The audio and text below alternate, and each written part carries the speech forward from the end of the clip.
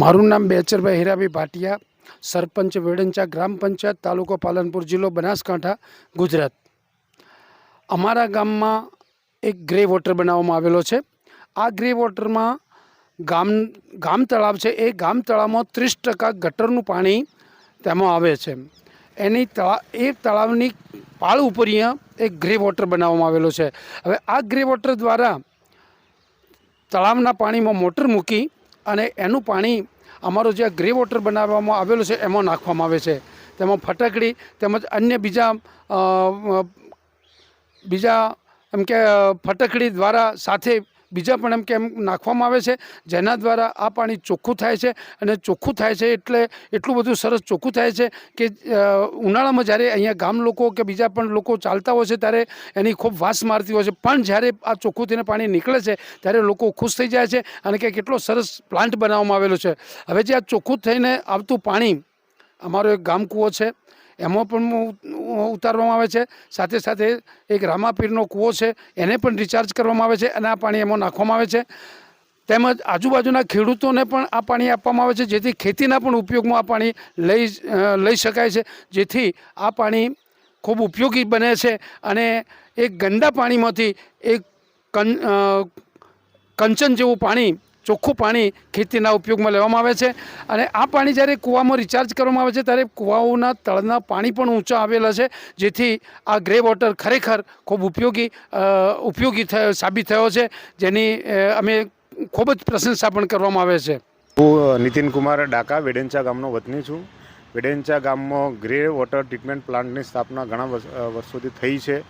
અગાઉના સરપંચ, અત્યારના સરપંચે પણ એનું મેન્ટેનન્સ કરી અત્યારે જે ગ્રે વોટર ટ્રીટમેન્ટ પ્લાન્ટ છે એ અમારા ગામમાંથી જે ગટરનું ગંદુ પાણી આવે છે એને પ્યોરિફાય કરી એને ભૂગર્ભ રિચાર્જ કરવા માટે ઉપયોગ થાય છે.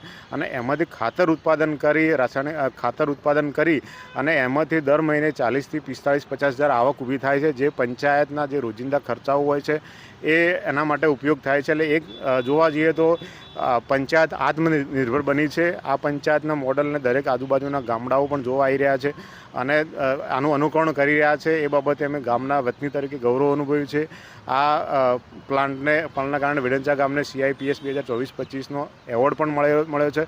એ પણ ગૌરવની બાબત છે. એટલે આ પંચાયતના સરપંચશ્રીનો પણ આ પ્રસંગે ખૂબ ખૂબ આભાર વ્યક્ત કરીએ છીએ કે આવા પ્લાન્ટ પંચાયતની સંપત્તિનો ઉપયોગ કરી ગંદા પાણીનો પણ નિકાલ થાય છે અને સાથે સાથે આવક પણ ઊભી થાય છે.